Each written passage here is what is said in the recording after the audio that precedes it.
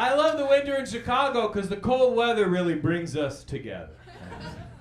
If you're in a bar in the winter in Chicago and a fight breaks out, as soon as the bartender yells, "Hey, take it outside," those two guys look at each other like, you know what? We got more in common than we think.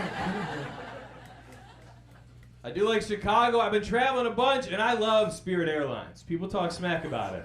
I like it, man. I like it because it's a nice reminder that you're never alone.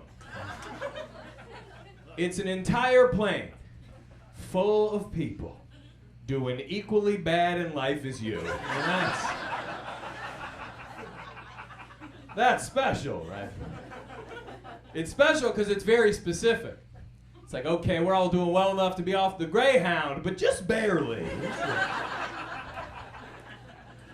Real reason I like Spirit, it's the only airline where even the pilot isn't better than you.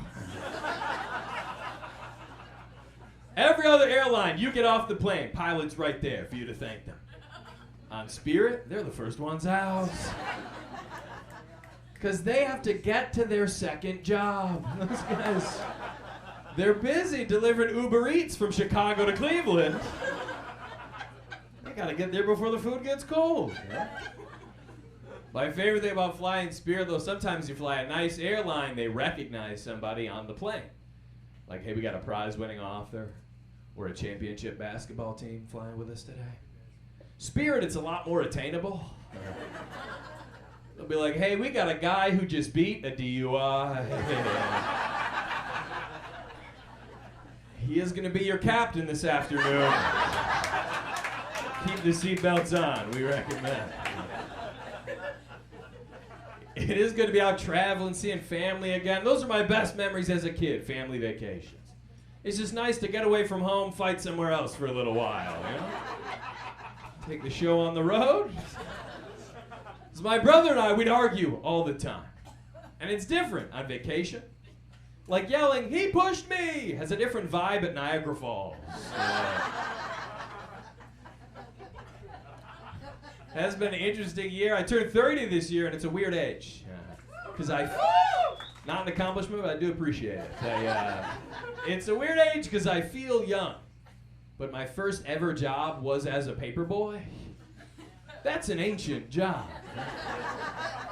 Now, whenever I tell somebody I used to deliver the news door to door, they look at me like, "Oh, how long were you a Jehovah's Witness?" The other weird thing that happened this year, my brother and his wife just had a baby. Very exciting time for them.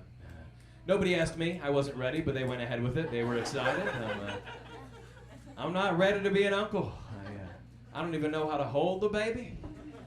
They tried to explain it. They go, "Oh, it's just like holding a football." I was like, great. Now I know less how to hold a baby. This is actually their second kid. So now they have a 2-year-old and a newborn. And to have kids that quickly, back to back, you got to think pretty highly of yourself as a parent. You don't even know if the first one is an idiot yet.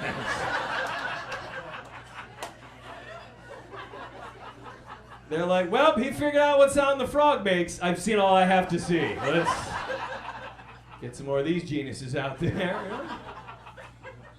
My brother's trying to convince me. He said I should have kids so I could experience unconditional love.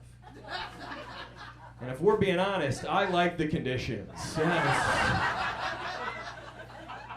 That's my favorite part of love. You start being a dick, I get to quit. That's the best part.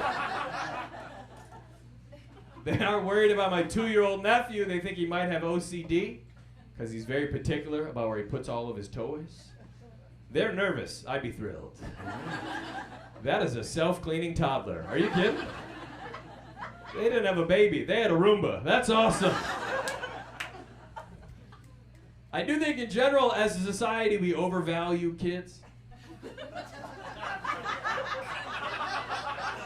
People always say kids have such a great imagination. Adults, much better imagination.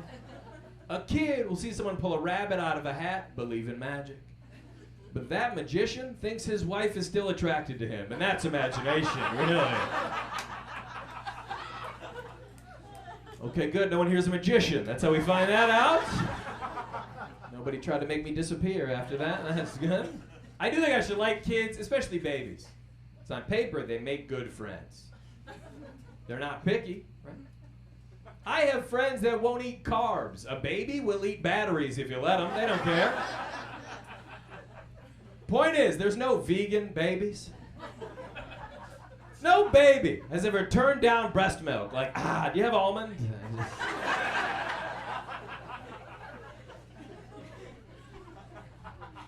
All my friends are getting married this summer, so I started doing this. Whenever I get an invitation to a wedding, I always keep the invitation. That way, when they get remarried, it's like having their rookie card. You're like, look, that's back when she was playing for the Thompsons. That is crazy. She is with the Dominican team now. Changed a lot in one season. My favorite thing at a wedding is when they do that couples dance. They get all the couples on the dance floor. DJ would be like, hey, sit down if you've been married less than 5 years, 10, 15, 25. Then the last couple, he'll ask, what's the secret? And they always say something simple, like turmeric. That's it, spoonful every day, pretty easy. Yeah. What we need to do is the same thing for the single people at your wedding. They got to meet somebody, let's get them on the dance floor. And we do it the same way. Who's been single 5 years? 10, 15, 25. Last person, the DJ is just like, hey, what's wrong with you?